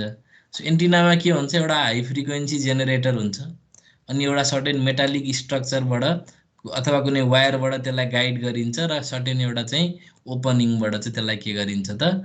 Distribute गरिन्छ र एउटा electromagnetic वेभहरू चाहिँ यहाँबाट जेनेरेट गर्न सकिन्छ। सो यहाँ चाहिँ 3D EM वेभ भनेको छ। सो त्यसलाई चाहिँ एउटा त्यो फ्लक्चुएसनलाई एक हिसाबले देखाएको मात्रै हो। सो एन्टिनामा एउटा हाई फ्रिक्वेन्सी जेनेरेटर हुनु पर्यो, कुनै एउटा वायर हुनु पर्यो गाइडेड मिडिया, र अल्टिमेटली एउटा एन्टिनाको ओपनिङबाट चाहिँ के हुने भयो त? यो ओभरअललाई एन्टिना सिस्टम भन्छ अब हैन, एन्टिना ट्रान्समिटर भनेर बुझ्दा पनि हुन्छ। So this is the diagram. अब एन्टिनाका विभिन्न टाइप्सहरू हुन्छन्। वायर एन्टिना, डाइपोल एन्टिना भन्छ यसलाई, सर्कुलर एन्टिना, हेलिकल एन्टिना। अब अर्को हुन्छ एपेर्चर एन्टिना, जस्तै यो हर्न एन्टिना, वेभ गाइड पनि हुनसक्छ हैन। विभिन्न सेपको आधारमा एन्टिनालाई क्लासिफाई गर्न सकिन्छ। जति सम्झिनुहुन्छ त्यति सम्झिन ट्राई गर्नुहोस्। सिलेबसमा एन्टिना भनेर लेखिदिएपछि अलिअलि यसो इन्फर्मेसन हजुरहरूलाई मैले राखिदिएको हो। जस्तै अब यसरी यस्तो खालको एन्टिना त तपाईँहरूले घरको छतमा देख्नुभयो होला पहिला हैन। सो यागी उडा अथवा यो यस्तो एरे एन्टिनाहरू देख्नुभयो होला। यसमा चाहिँ विभिन्न रिफ्लेक्टर र डाइरेक्टरहरू भन्ने हुन्छ। अब यसको अरू डिटेलहरूतिर हामी नजाउँ। अब यो चाहिँ रिफ्लेक्टर एन्टिना भयो हैन। It is a special type of reflector antenna called parabolic antenna. त्यसपछि अर्को लेन्स एन्टिना हुन्छ। एउटै ठाउँमा फोकस गर्नको लागि पनि हामी लेन्स एन्टिना युज गर्न सक्छौँ। So these are just the types of antenna. यो नाम मात्रै जाने हुन्छ हजुरहरूलाई अहिलेलाई यो सब्जेक्टमा, यो किनभने यसको एउटा छुट्टै सब्जेक्टै हुन्छ इलेक्ट्रोनिक्सहरूले पढ्दाखेरि। अब एन्टिना प्यारामिटर्सहरूमा चाहिँ एन्टिना गेन भन्ने हुन्छ, जसलाई हामी डाइरेक्टिभिटी भन्छौँ, antenna efficiency, radiation pattern, terminal impedance, bandwidth, पिमको विथ, एन्टिनाको टेम्परेचरहरू भन्ने कुराहरू हुन्छ। सो यो पनि नामहरू मात्रै राखिदिएको, कहिलेकाहीँ झुक्किएर 2 मार्क्समा 1 मार्क्समा सोधिहाल्यो भने पनि लेख्न सक्ने हुनु होला भनेर मैले यी कुराहरू राखिदिएँ। सो एन्टिनाबाट जाँचमा क्वेसन आयो भने what is antenna, what are the types of antenna, यस्तै सिम्पल 2 मार्क्सको क्वेसन सोध्ला बढीमा सोध्यो भने है। त्यसको लागि हजुरहरूलाई मैले त्यहाँ कन्टेन्टहरू राखिदिएँ। अब अर्को टपिक छ ब्रोडकास्टिङ। ब्रोडकास्टिङ भनेको कस्तो हो भने एउटै ट्रान्समिटरबाट मल्टिपल रिसिभरमा चाहिँ मैले मेसेज कन्भे गरेँ भने त्यसलाई चाहिँ ब्रोडकास्टिङ भन्छ। यो चाहिँ वान डिरेक्सन ट्रान्समिसन हो। जस्तै रेडियो ट्रान्समिसन, टिभी ट्रान्समिसनलाई हामी ब्रोडकास्टिङ भन्छौँ हैन। रेडियो नेपाल अब हैन, कान्तिपुर टिभी, यहाँ चाहिँ के हुन्छ नेपाल टेलिभिजन, त्यहाँ चाहिँ ब्रोडकास्टिङ हुन्छ नि त। एउटा स्टेसनबाट विभिन्न चाहिँ प्रोग्रामहरू चाहिँ ब्रोडकास्ट गरिन्छ नि हैन। In broadcasting, a single powerful transmitter is used which transmits information in all directions. There are several inexpensive receivers which receive this information. In broadcasting mode, the flow of information is always from the transmitter to receiver. In one way, it's shown in figure. यो चाहिँ 1 to many रहेछ हैन। त्यसरी सम्झिए नि भयो नि हैन। एउटा पावरफुल ट्रान्समिटरबाट मेनी रिसिभर्सहरूमा चाहिँ हामी के गर्न सक्छौँ त? इन्फर्मेसन कन्भे गर्न सक्छौँ। र यस्तो खालको चाहिँ कन्भेइङलाई चाहिँ हामी के भन्छौँ त? ब्रोडकास्टिङ भन्छौँ। अब मोड्स अफ कम्युनिकेसन। अब कम्युनिकेसनका मोड्सहरू केहरू छन् त? ल हेर्नु त। सो अब यो चाहिँ on the basis of the direction of the information exchange, communication system can be classified as simplex, half duplex and full duplex system. अब यो 9-10 कक्षामा कम्प्युटर पढ्नु भएको छ भने यो कुरा नसुनेको होइन हजुरहरूले है। सो एकदम सिम्पल कुरा छ। अब पहिलो पटक सुन्दै हुनुहुन्छ भने नि सिम्पल कुरा छ। The information exchange may take place in 3 basic mode. So कुनै पनि कम्युनिकेसन हुँदाखेरि चाहिँ सेन्डर र रिसिभरको चाहिँ अब कम्युनिकेसनको डिरेक्सनको आधारमा चाहिँ हामी चाहिँ कम्युनिकेसन मोडलाई चाहिँ सिम्प्लेक्स मोड भन्न सक्छौँ, हाफ ड्युप्लेक्स मोड भन्न सक्छौँ अथवा फुल डुप्लेक्स मोड भन्न सक्छौँ। सो सिम्प्लेक्स मोडमा के हुन्छ, एउटा सेन्डर हुन्छ, अर्को रिसिभर हुन्छ, एउटा डिरेक्सनमा इन्फर्मेसन फ्लो हुन्छ। सेन्डरले मात्रै रिसिभरलाई चाहिँ इन्फर्मेसन सेन्ड गर्न सक्छ। जस्तै हामीले रेडियो सुन्दा हामी केही बोल्न सक्दैनौँ नि रेडियोबाटै त। अफकोर्स मोबाइल फोनमा कल गरेर बोल्न सकौँला, तर रेडियो रिसिभरको माध्यमबाट त हामी बोल्न सक्दैनौँ नि। टेलिभिजन हेर्दाखेरि पनि टेलिभिजनबाट हामी चाहिँ त्यो स्टुडियोमा त बोल्न सक्दैनौँ नि त होइन। सो वान डिरेक्सनमा चाहिँ कम्युनिकेसन टेक प्लेस भयो भने, कम्युनिकेसन अकर भयो भने त्यस्तो खालको मोड अफ कम्युनिकेसनलाई we call it simplex mode. अब डुप्लेक्स मोड भन्ने बित्तिकै दुईतिरै भन्ने बुझिन्छ। अब हाफ ड्युप्लेक्स र फुल ड्युप्लेक्स जानभन्दा अगाडि के कुरा बुझौँ त, in duplex mode there is the bidirectional flow of information between the sender and receiver of the information. वास्तवमा ट्रान्स रिसिभर हुन्छ भन्ने कुरा बुझ्नु पर्यो कि रिसिभरले पनि ट्रान्समिसन गर्न सक्दो रहेछ, ट्रान्समिटर जस्तो काम गर्न सक्दो रहेछ। सो हाफ ड्युप्लेक्स मोडमा के हुन्छ, कम्युनिकेसन चाहिँ दुईटै डिरेक्सनमा क्यारी आउट गर्न सकिन्छ, तर एक पटकमा एउटा। जस्तै वाकी टकी होइन, पुलिसहरूले आर्मीहरूले लिन्छ नि वाकी टकी। यसमा के हुन्छ, दुईटै डिरेक्सनमा गफ गर्न सकिन्छ तर only one at a time. अब फुल डुप्लेक्समा के हुन्छ, communication takes place in both direction simultaneously. जस्तै मोबाइलमा, टेलिफोनमा अथवा चाहिँ अहिले हाम्रो यो latest technology voice over internet protocol VoIP अथवा चाहिँ इन्टरनेट टेलिफोनी जति पनि छ, यिनीहरूमा चाहिँ के हुने भयो त, फुल डुप्लेक्स मोड हुने भयो। Communication takes place in both direction simultaneously. र हाफ ड्युप्लेक्स र फुल ड्युप्लेक्स दुईटैलाई कलेक्टिभली डुप्लेक्स कम्युनिकेसन भन्छ। अब इन्टरनेट भनेको के हो, सबभन्दा पहिला त तपाईँले के कुरा बुझ्नुहोस्, लोकल एरिया नेटवर्क भनेको के हो कुरा बुझ्नु। कुनै पनि बिल्डिङमा, कुनै पनि लिमिटेड जोग्राफिकल एरियामा यदि मैले कम्प्युटरको नेटवर्क बनाएँ भने त्यसलाई लोकल एरिया नेटवर्क भन्छ। त्यसपछि मैले एउटा सहरभरि भएका कम्प्युटरहरूलाई इन्टरनेट नेटवर्किङ गरेर चाहिँ नेटवर्क फर्म गरेँ भने त्यसलाई मेट्रोपोलिटन एरिया नेटवर्क भन्छ। अब मैले यस्ता सहरहरूका विभिन्न मेट्रोपोलिटन एरिया नेटवर्कका चाहिँ कम्प्युटरहरूलाई कनेक्ट गरेँ भने त्यसले वाइड एरिया नेटवर्क फर्म गर्छ। वाइड एरिया नेटवर्कले चाहिँ एकदम लार्जर जोग्राफिकल एरिया कभर गर्छ, इभन एउटा स्टेट अथवा एउटा कन्ट्री नै कभर गर्न सक्छ। र इन्टरनेट भनेको it is a global wide area network. यो चाहिँ एउटा यस्तो ग्लोबल वान हो जसमा संसारभरिका वाइड एरिया नेटवर्कहरूलाई ल्याएर जोडिन्छ। Where all computers of the world can be connected for the access of information and resource is known as internet. So internet भनेको एउटा ग्लोबल वाइड एरिया नेटवर्क रहेछ। Internet is a public global network. There is no central authority or governing body running the internet. So इन्टरनेटमा के हुन्छ भन्दाखेरि सबैको हो यो इन्टरनेट चाहिँ। अब के हुन्छ, त्यहाँ समुद्रमा अप्टिकल फाइबरहरू बिछाइन्छ, वास्तवमा it is nothing but a network. अब त्यहाँ सर्टेन सर्भरहरू हुन्छ, सर्टेन डोमेनहरू हुन्छ, अब त्यहाँ सर्टेन आर्किटेक्चरहरू हुन्छ, client server architecture, peer to peer नेटवर्कहरू हुन्छ होइन। अब युट्युबमा मैले भिडियो हेरेँ भने मेरो र युट्युबको कुरा भयो। अब मैले ओल्ड लिङ्क भनेको त ISP हो। अब ISPलाई चाहिँ मैले पैसा तिर्छु त्यो कनेक्सन पाए बापत। त्यो कनेक्सन त्यो इन्फ्रास्ट्रक्चरको पैसा दिएको हो क्या त्यो है। सो यसरी हामी चाहिँ एउटा ग्लोबल कनेक्सन गरेर चाहिँ हामी इन्फर्मेसन र रिसोर्सहरूलाई चाहिँ सेयरिङ गर्न सक्छौँ। So internet is nothing but a global wide area network. अब अर्को छ इन्ट्रानेट भन्ने। इन्ट्रानेट भनेको इट इज नथिङ बट कुनै पनि, जस्तै अब पुल्चोकभित्र एउटा इन्ट्रानेट छ, पुल्चोक क्याम्पसमा आफ्नै इन्ट्रानेट छ, किनभने तपाईँको चाहिँ त्यहाँ लोकल सर्भरमा यदि ल मानौँ मैले चाहिँ IIT को लेक्चर भिडियो राखिदिएँ भने हजुरको एकदम हाई स्पिडमा डाउनलोड गर्न पाउनुहुन्छ त्यहाँ CIT को चाहिँ कुनै सर्भरमा राखियो भने। सो कुनै पनि अर्गनाइजेसन भित्रको एउटा यस्तो नेटवर्क जुन चाहिँ इन्टरनेटमा कनेक्टेड छ भने त्यस्तो खालको ल्यानलाई हामी के भन्छौँ, इन्ट्रानेट भन्छौँ। सो इन्ट्रानेटको सबभन्दा सिम्पल डेफिनेसन के हो त, it is a LAN which is connected to internet होइन। त्यसलाई चाहिँ हामी के भन्छौँ त, इन्ट्रानेट भन्छौँ। र वर्ल्ड वाइड वेब भनेकै के हो त इन्टरनेटमा आधारित छ www किनभने जे कुरा नि वेब पेजको फर्ममा हुन्छ र त्यसले चाहिँ इन्टरनेटलाई ब्याकग्राउन्ड नेटवर्कको रूपमा लिन्छ है so intranet is nothing but a LAN connected to world wide web अब अप्टिकल फाइबर सो यो च्याप्टरको सबभन्दा लास्ट टपिक हो यो र अप्टिकल फाइबर भनेको हजुरहरूले सायद फर्स्ट टाइम सुनेको टपिक होइन यदि फिजिक्समा पढ्नु भएको छ भने so optical fibre is a cable specially design to transmit information from in the form of light यो चाहिँ एउटा सिलिन्ड्रिकल सिस्टम हो and consist of core as a centre part while cladding as a covering part both of these parts are insulated inside a third layer call buffer coating or jacket यसको अब core diameter यति यो माइक्रोमिटरको रेन्जमा हुन्छ र cladding diameter यति हुन्छ भनेर भनेको छ the length of the optical fibre may be several metres long and can be join one after another with the help of connector भन्यो सो यो चाहिँ अलिकति इन्ट्रोडक्टरी कुरा भयो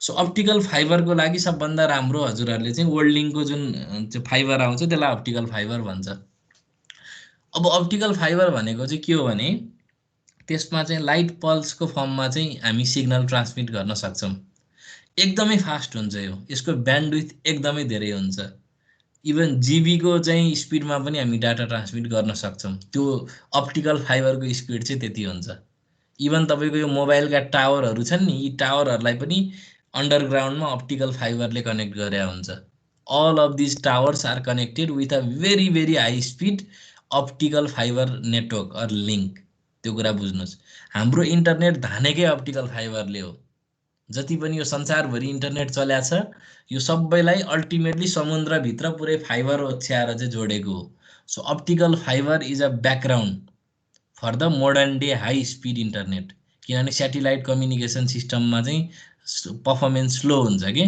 तपाईँको चाहिँ यसको स्पिड एकदमै स्लो हुने भएको हुनाले चाहिँ हामी चाहिँ सेटेलाइट कम्युनिकेसन सिस्टमलाई प्रिफर गर्दैनौँ किनभने प्रोप्यागेसन डिलेले गर्दाखेरि ल्याटेन्सी धेरै हुन्छ सेटेलाइट कम्युनिकेसन सिस्टममा सो अप्टिकल फाइबरको चाहिँ एकदमै ठुलो राम्रो ब्यान्डविड्थ हुने भएको हुनाले यसलाई नोइजले असर नगर्ने भएको हुनाले एकदमै राम्रो छ अप्टिकल फाइबर एकदमै इफिसियन्ट छ अब यो क्लासिफिकेसनमा जानभन्दा अगाडि म तपाईँहरूलाई केही चाहिँ एनिमेसनहरू देखाउन चाहन्छु सो अप्टिकल फाइबरमा के हुन्छ भने कोर हुन्छ एउटा हैन अनि अर्को चाहिँ क्ल्याडिङ हुन्छ नर्मल्ली चाहिँ कोरको रिफ्र्याक्टिभ इन्डेक्स क्ल्याडिङको रिफ्र्याक्टिभ इन्डेक्स भन्दा बढी हुन्छ अनि तपाईहरुलाई थाहा छ टोटल इन्टरनल रिफ्लेक्सन भन्ने total internal reflection phenomenon occur गर्छ जस्तै कुनै लाइट यो चाहिँ अप्टिकल फाइबर भित्र छिर्यो भने अब कोरको रिफ्र्याक्टिभ इन्डेक्स क्ल्याडिङको रिफ्र्याक्टिभ इन्डेक्स भन्दा चाहिँ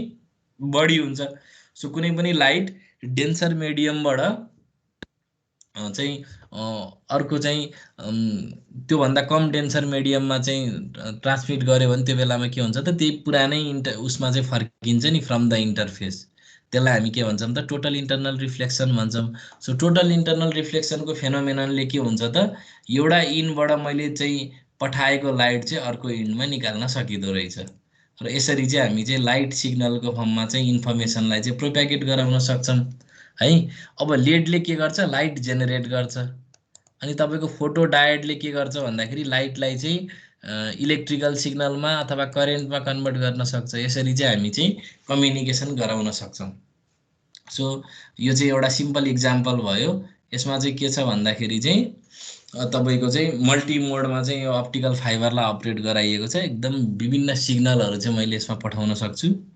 लाइकवाइज अब अर्को हुन्छ ग्रेडेड इन्डेक्स भन्ने हुन्छ अब यसको पनि यो एनिमेसन हो यो वास्तवमा यो कोरको चाहिँ रिफ्र्याक्टिभ इन्डेक्सको नेचर अनुसार चाहिँ अब यो कसरी प्रोप्यागेट हुने भन्ने हुन्छ बिस्तारै बिस्तारै बिस्तारै हेर्नु न यसरी रिफ्लेक्ट भएर चाहिँ अर्को इनमा पनि जाने भन्ने हुँदो रहेछ अब यो चाहिँ वास्तवमा यो कोरको चाहिँ रिफ्र्याक्टिभ इन्डेक्सको प्रोफाइल अनुसार चाहिँ अप्टिकल फाइबर तीनटा टाइपको हुन्छ तीनटा भन्दा नि मेजर त दुईटा टाइपको हुन्छ स्टेप इन्डेक्स फाइबर भन्ने हुन्छ अर्को चाहिँ ग्रेडेड इन्डेक्स फाइबर भन्ने हुन्छ अब यो कोरको चाहिँ सेन्टरबाट रिफ्र्याक्टिभ इन्डेक्स यसरी ग्रेजुअली भेराइ हुने खालको प्रोफाइल भयो भने त्यसलाई ग्रेडेड इन्डेक्स चाहिँ अप्टिकल फाइबर भन्छ र अर्को हुन्छ स्टेप इन्डेक्स एउटा युनिफर्म स्टेपमा चाहिँ यसको रिफ्र्याक्टिभ इन्डेक्स भेराइ हुन्छ समस्या के हुन्छ भन्दाखेरि चाहिँ स्टेप इन्डेक्समा चाहिँ यसरी मल्टी मोडमा काम गर्ने हो भने चाहिँ डिस्पर्सन प्रब्लम आउँछ, आउटपुट पल्स चाहिँ एकदम नराम्रो आउँछ के, तर ग्रेडेड इन्डेक्समा चाहिँ अलिकति रिलेटिभली राम्रो आउँछ। अब स्टेपलाई पनि सिंगल मोडमा यदि एउटा मात्रै सिग्नल पठाउने हो भने त यसमा पनि राम्रै आउँछ, बट अब मेजर चाहिँ यो दुईटामा चाहिँ राम्रो चाहिँ कुन हुँदो रहेछ त, ग्रेडेड इन्डेक्स फाइबर राम्रो हुँदो रहेछ। सो यो जस्ट आइडियाको लागि मात्रै राखिदिएको, जाँचमा यो लेभलको डिटेलमा एन्सर लेख्नु पर्दैन हजुरहरूले, खालि तपाईँहरूलाई आइडियाको लागि यो एनिमेसनहरू मैले यहाँ देखाइदिएको छु। अब यो चाहिँ ग्रेडेड इन्डेक्स छ। ग्रेडेड इन्डेक्समा के हुन्छ भने रिफ्र्याक्टिभ इन्डेक्स चेन्ज हुँदै जान्छ कि, अनि हरेक इन्टरफेसले यसलाई बेन्ड गराउन हेल्प गर्छ र अल्टिमेटली अर्को इन्डमा यसरी निस्किन्छ।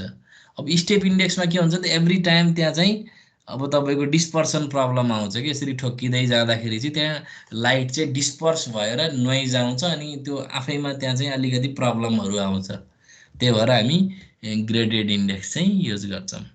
अब अप्टिकल फाइबरको प्रिन्सिपल के हो भन्दाखेरि, जस्तै अब यो एउटा कुनै लिङ्क भयो, यो अप्टिकल फाइबर त एउटा ट्रान्समिसन मिडियम भयो, एउटा इन्डमा चाहिँ लेड अथवा लेजर पठाइन्छ, कनेक्टरको माध्यमबाट त्यसलाई कनेक्ट गरिन्छ, र अर्को इन्डमा चाहिँ त्यसलाई डिटेक्टरले डिटेक्ट गरिन्छ।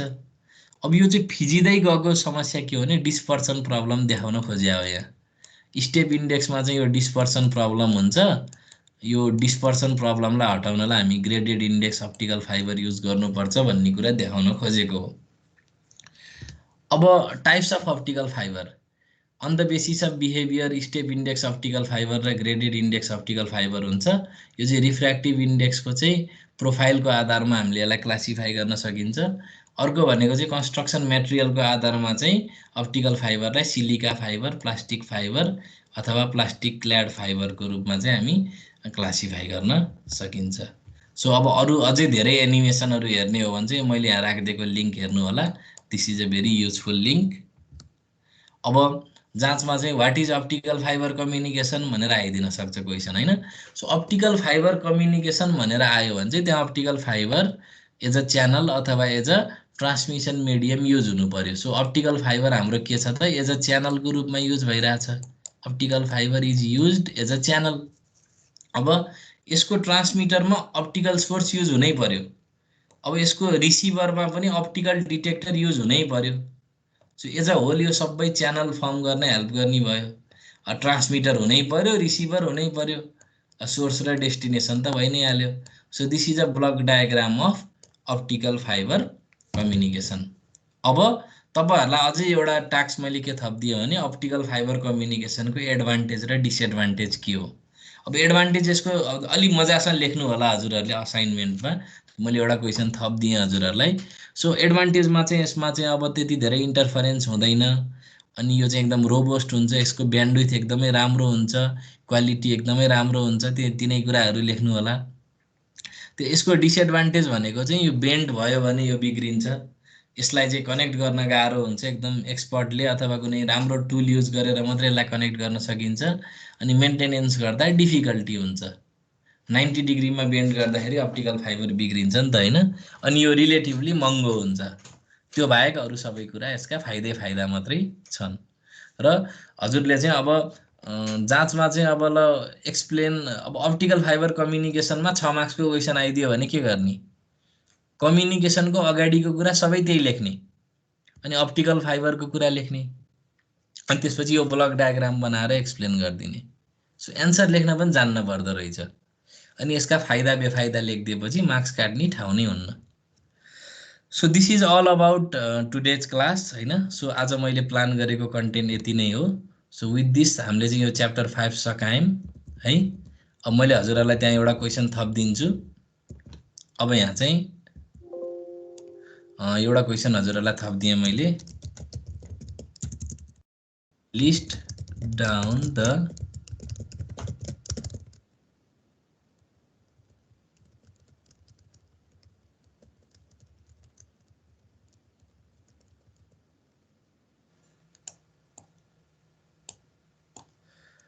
यो देखिरहेछ प्रफुल?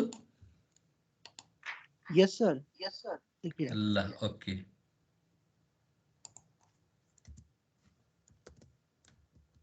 ल यो चाहिँ यो हजुरहरूलाई असाइनमेन्ट भयो। यो हजुरहरूले चाहिँ यसको चाहिँ आफै सोलुसन गर्नुस्। अनि बरु यो असाइनमेन्ट चाहिँ त्यो तपाईँहरूले चाहिँ कलेक्ट गरेर प्रफुल्ललाई दिएर प्रफुल्लले चाहिँ बरु मलाई डाइरेक्ट ड्राइभ फोल्डरबाट सेयर गर्दा बेटर होला कि हो है। इमेल गर्दाखेरि भद्रगोल हुन्छ, म हेरौँला। सो आजको कन्टेन्टमा यदि हजुरहरूलाई केही क्वेसन छ भने सोध्न सक्नुहुन्छ प्लिज। आजको क्लासमा चाहिँ केही कुरा क्लियर गर्नुपर्ने छ भने प्लिज आस्क। केही छ? अनिल कुमार यादव, हजुरलाई के कन्फ्युजन छ आजको क्लासमा? हेलो, आवाज आएन है हजुरको त्यति क्लियरली।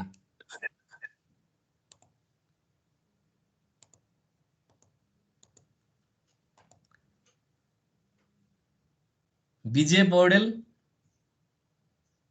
अनिल कुमार यादवको किन त नि आवाज नआएको यति राम्रोसँग?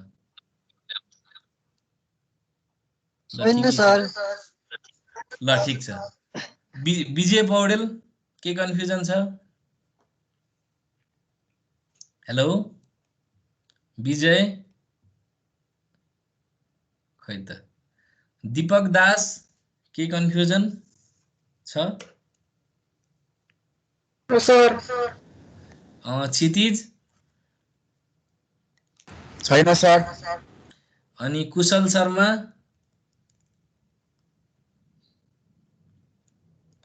कुशल शर्मा कोइराला,